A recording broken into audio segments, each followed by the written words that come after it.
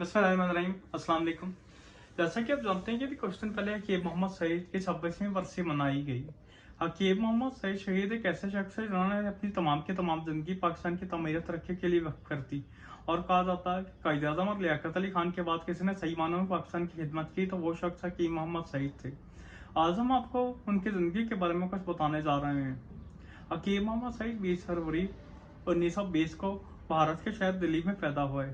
उनके वालिद हकीम थे और ये उनका खानदानी पेशा था। जब 2 साल के थे तो उनके वालिद का इंतकाल हो गया और उनके बड़े भाई हकीम अब्दुल हमीद ने उनकी परवरिश की। हकीम साहब शुरू से ही इंतहाई तेज जहन के मालिक थे और उन्होंने सिर्फ 9 साल की उम्र में कुरान पाक हिफ्ज कर लिया।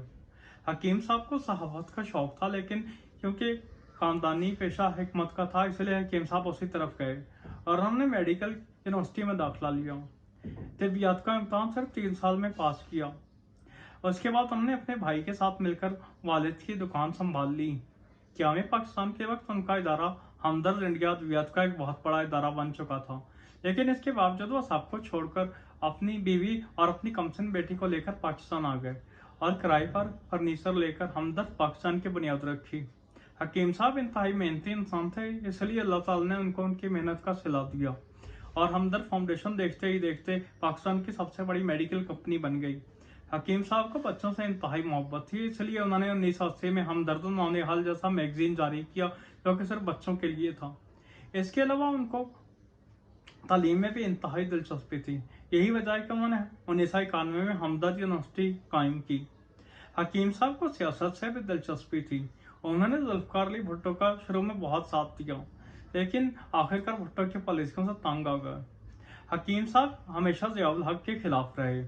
जब बेनज़ीर ने जमहूरियत के लिए जद्दोजहद शुरू की तो हकीम साहब ने बेनज़ीर का भी साथ दिया और 1994 में कुछ देर के लिए सिंध के गवर्नर भी रहे, लेकिन बेनज़ीर की करप्ट पॉलिसियों और अपनी मसरूफियत की वजह से सिंध की गवर्नरशिप से इस्तीफा दे दिया।